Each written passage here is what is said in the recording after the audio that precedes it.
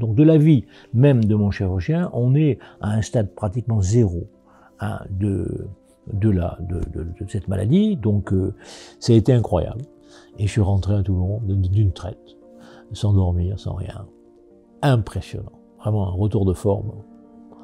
Ça c'est spectaculaire quand même.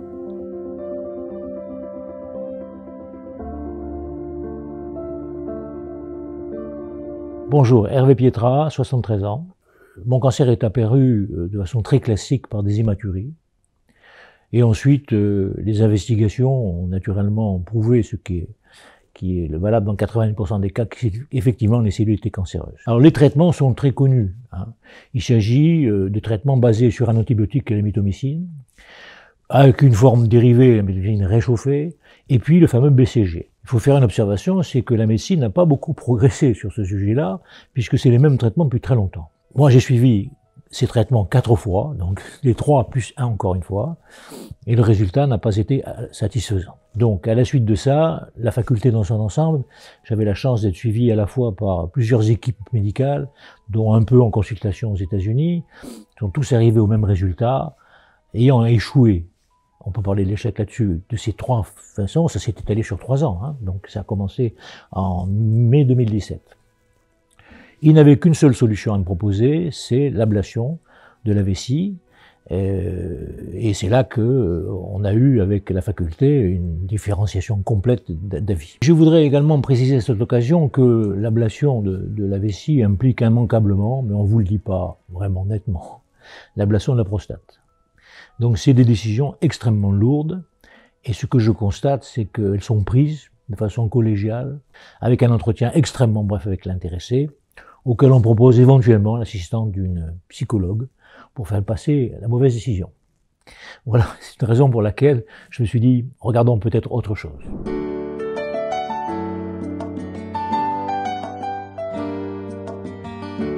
Avant toute chose, je dois préciser que j'avais un bon état général. Bon, pas de pathologie lourde, un certain surpoids pondéral, c'est ce qui m'a permis d'ailleurs de faire un jeûne long, mais pas de problème vraiment de santé. Une activité sportive assez bonne, et donc j'avais quand même un état général qui me permettait d'avancer sur ce sujet-là. J'avais toujours entendu parler du jeûne, j'ai même il y a une trentaine d'années fait un jeûne de 14 jours, donc je savais, et puis au fur et à mesure que je m'approchais d'une décision que je trouvais inévitable de l'ablation de la vessie, j'avais commencé à lire la littérature. Par ailleurs, et dans notre caractéristique de ma personnalité, j'ai l'habitude des challenges un peu compliqués.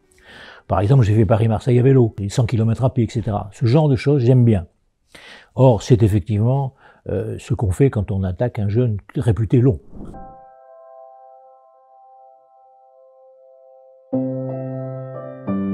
Alors, comment je suis rentré en contact avec Éric Gandon, qui m'a assuré la suite? Ben, tout à fait par hasard. Hein.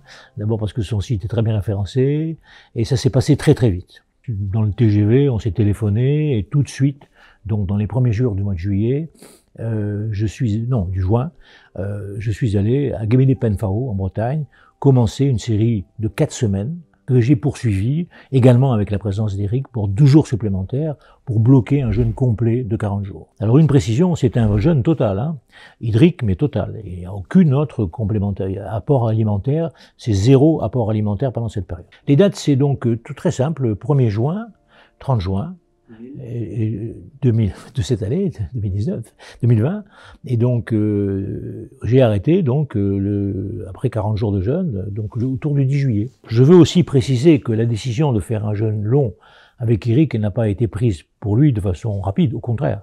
Hein, on a eu un très long questionnaire médical qui est sur le site.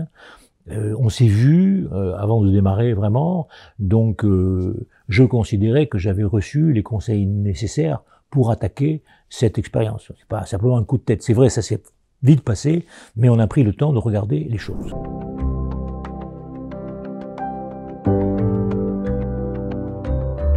C'est une expérience unique en son genre pour moi, parce que on se trouve plongé dans une autre communauté, toute cas sociale confondue, soit dit entre parenthèses, on connaissait personne. Et on apprend à vivre avec cette communauté, et au début, on prête une oreille polie aux problèmes des autres, mais très vite, on s'aperçoit qu'ils prêtent aussi une oreille à vos problèmes, et très vite se crée le phénomène, et c'est ce que j'appelle le soutien de l'existence d'une communauté de jeunes, c'est très très important. Si on n'a pas ce soutien-là, on n'arrive pas au bout. Donc c'est, pour moi en tout cas, pas une démarche de solitaire. Alors on se sent protégé par son communauté, mais on est aussi très protégé par l'équipe d'Éric Nandon, à savoir lui-même qui organise tout ça, des rendez-vous quotidiens, mais tous les gens qu'il a autour de lui, et en premier lieu effectivement Amandine, hein, qui nous a beaucoup apporté, et Jérémy aussi. Bon. Et puis il y a aussi tous les intervenants qui interviennent dans le courant de jeunes, et il y en a de nombreux qui sont tous d'excellents professionnels et qui apportent quelque chose. Donc c'est vraiment une équipe qui m'a accompagné pendant toutes ces durées-là. C'était nécessaire. Hein.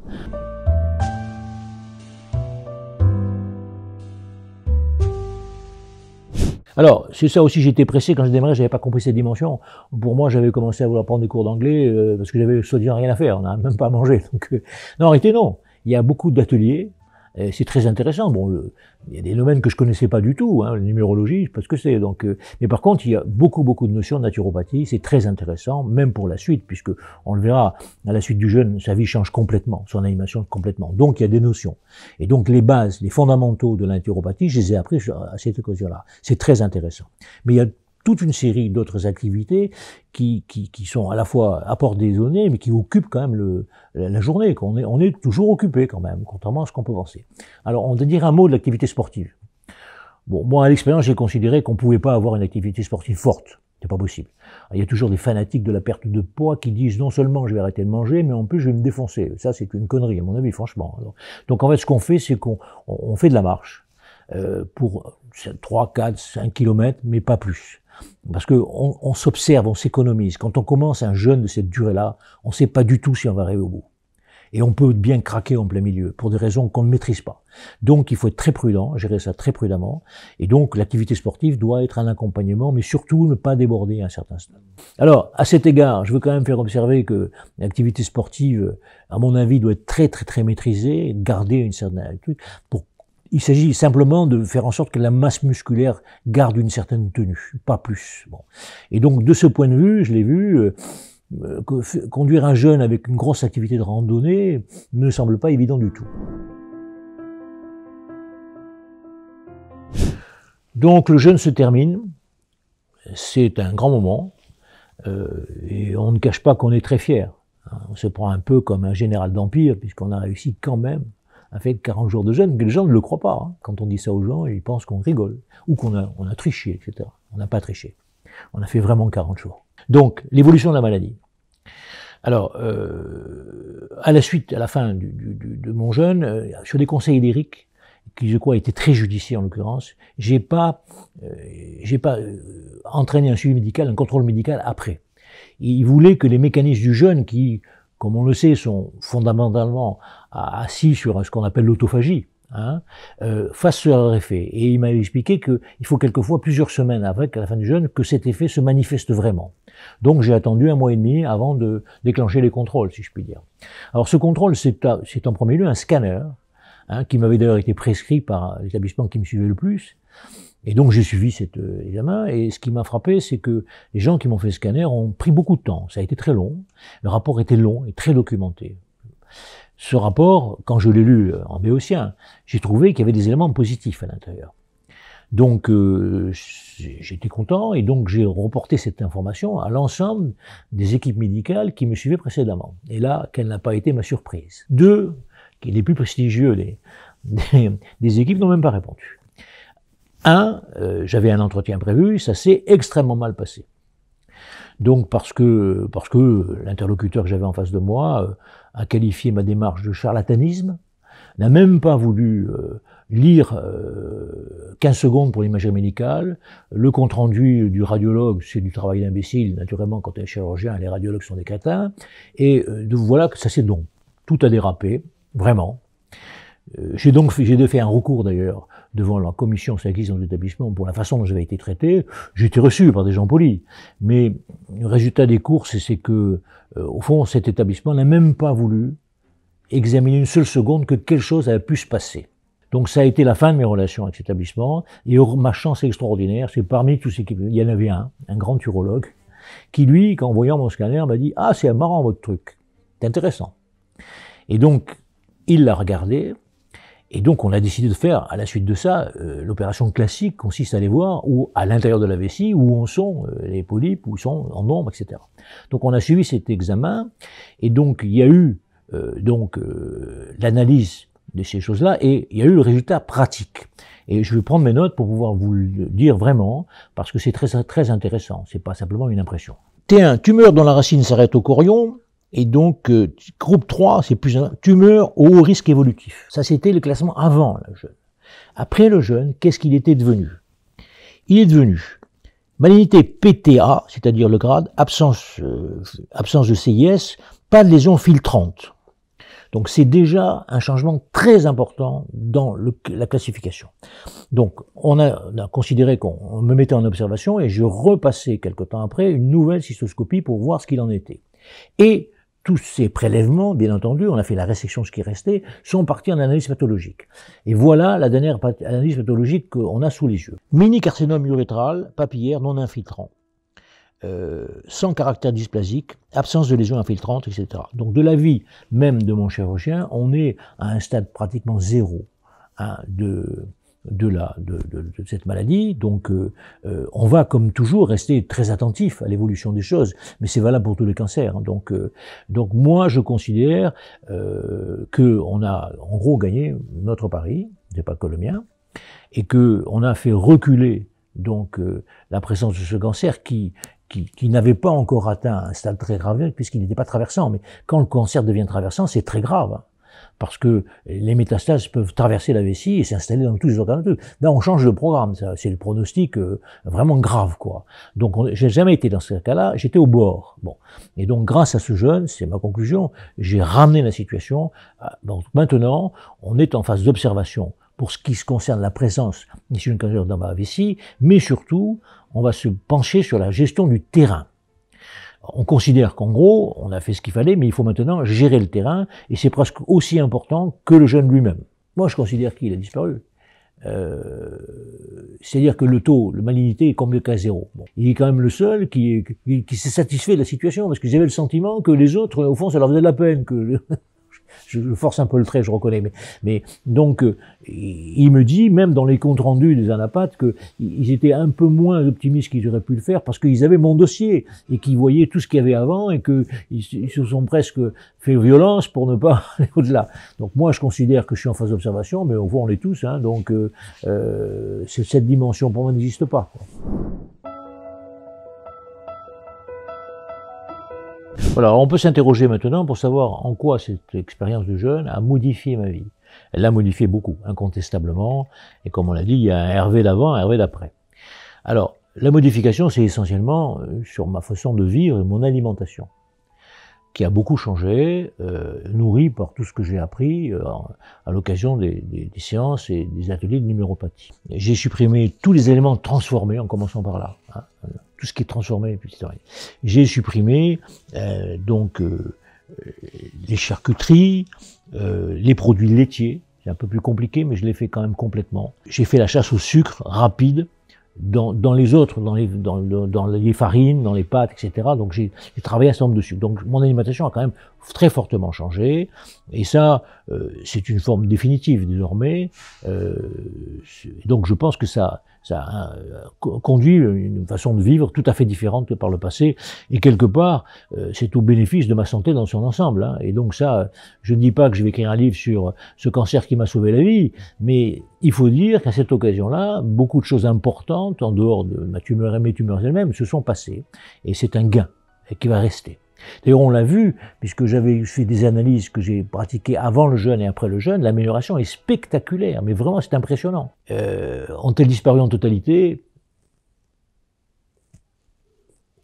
On peut pas le dire. Je suis pas oncologue, hein, mais on peut pas le dire à mon avis. On peut simplement dire que j'ai fait reculer le phénomène, parce qu'on voyait bien que le phénomène il gagnait. Parce qu'on voit les classifications des tumeurs, il y en a une page entière, quoi. Et puis le dernier, si vous êtes mort, quoi. Donc tout ça, c'est que ce phénomène a été inversé. Dans tout ce que je viens de dire, c'est très matériel tout ça. Mais il est clair que je l'ai compris confusément au début, que le mental avait joué un rôle important. Alors le mental, c'était ma volonté, elle est forte, donc ça a tenu. Mais il y avait bien d'autres dimensions que j'ai appris à connaître de façon grâce Amandine en particulier, Eric, qui m'ont ouvert les yeux sur cette dimension-là, qui jouait un rôle très important dans la maîtrise d'une maladie. Alors, j'ai réussi quand même à approcher la connaissance de mes organes. Je ne savais même pas où ils étaient. Donc ça, j'ai appris où sont les organes, comment ça fonctionne, etc. C'est très important. Bon. Et puis après, on a dans d'autres disciplines que j'ai simplement tangenté, on apprend le fonctionnement interne de ces organes, quoi. Et ça, c'est une autre dimension que je dirais mentale, que j'ai tangenté, que maintenant, dans les mois à venir, quand je dis conseiller de terrain, je vais effectivement travailler beaucoup. Et en particulier, j'ai suivi les conseils d'Eric qui m'a mis en rencontre avec des gens qui pratiquent le Tao, et je vais commencer des ateliers là-dessus pour mieux me connaître de l'intérieur, si je puis dire.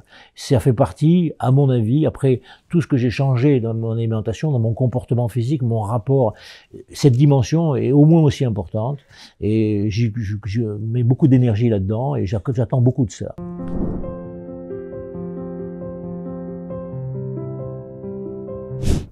Alors, moi, je trouve que le jeûne thérapeutique, c'est un avenir extrêmement brillant. Pourquoi? Parce que, et je le disais à des amis récemment, est-ce que la médecine va prendre son chemin de Damas? C'est-à-dire reconnaître qu'elle s'est trompée. Bon. Les principales attaques de la médecine traditionnelle sur le jeûne, c'est de la folie, il n'y a pas de suivi médical, vous mettez votre santé en danger. Plusieurs fois, on a vu ça. Bon. Moi, je crois que l'évolution de la technologie, justement, a inversé ce phénomène. Pourquoi? Parce que on a aujourd'hui des moyens de vérifier son état de santé qui deviennent extraordinairement importants. À travers les objets connectés comme des montres, etc., à travers des petits outils qui valent rien pour mesurer sa glycémie, ses tonémies, énormément de choses. Donc tout ça, on arrive à récupérer des informations, n'importe qui peut le faire, pour des prix très bas. Bon. Donc, on a une tonne d'informations. Ces informations, à qui peut-on les apporter? Bon, soi-même, on connaît le même sujet, mais on peut très bien imaginer les apporter à un médecin. J'ai constaté aujourd'hui que même les consultations d'anesthésie se faisaient à distance. Alors, si on est capable de vérifier qu'un homme peut être une opération de 6 heures à distance, on n'est pas capable de le conseiller pendant son jeûne. On ne comprend rien. Donc, c'est possible. Et c'est pratique. Donc, l'idée, c'est d'apporter une tonne d'informations tous les jours, jour la nuit, qui sont sur nous, à des spécialistes, et on peut penser, peut-être rêver à la création d'une nouvelle profession, s'il n'existe pas déjà, de médecins jeûneurs, en quelque sorte, qui seraient eux-mêmes des jeûneurs, et qui recevraient chez eux, peut-être au bout du monde, toutes les informations d'un jeûneur pendant qu'il fait son jeûne. Alors, tu vois, la médecine va se trouver confrontée à un autre problème.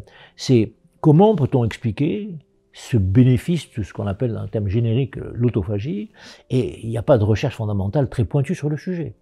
Il y en a sur les animaux, mais pas sur les hommes. Qu'est-ce qu'on attend pour le faire? Moi, je pense qu'il y a largement de quoi faire, parce que quand on prend un peu de recul par rapport, le bénéfice du jeûne sur la santé générale des gens est tellement considérable, les économies de défense sécuritaire sont tellement considérables qu'on devrait pouvoir financer des milliards d'investissements. Alors, on comprend bien pourquoi c'est pas fait. Mais je pense que l'idée générale, c'est de dire que on a tellement fait de progrès dans le contrôle du jeûneur que l'opinion publique, un jour ou l'autre, exigera, avec des guillemets, que la recherche se porte sur ces questions-là. Voilà mon sentiment profond. Mais c'est vrai que depuis que j'ai fait ça, j'ai beaucoup lu, je me suis beaucoup documenté, bref, je me suis passionné pour ce problème comme pour d'autres problèmes qui m'ont passionné dans ma vie, quoi. Ça va avec, quoi.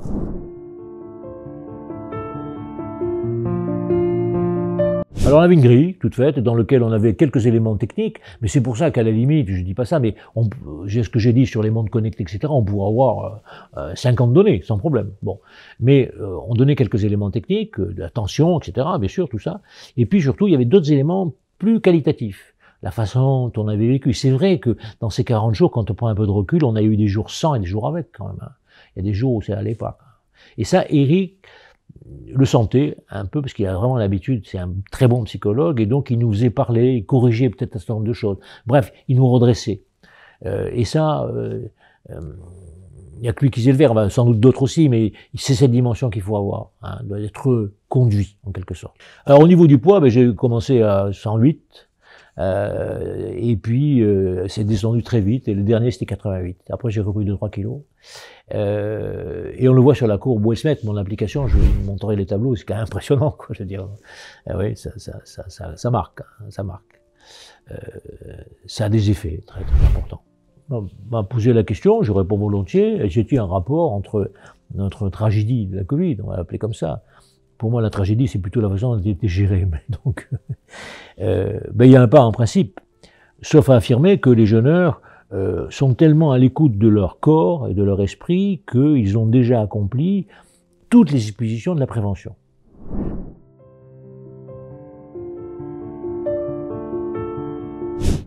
D'abord, je vais simplement dire merci Eric et à son équipe. Voilà, il faut commencer toujours par là. Hein.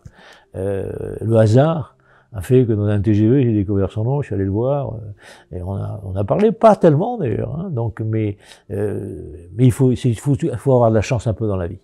Et ma chance, c'est tout compte fait de l'avoir rencontré, et les gens qui sont autour de lui.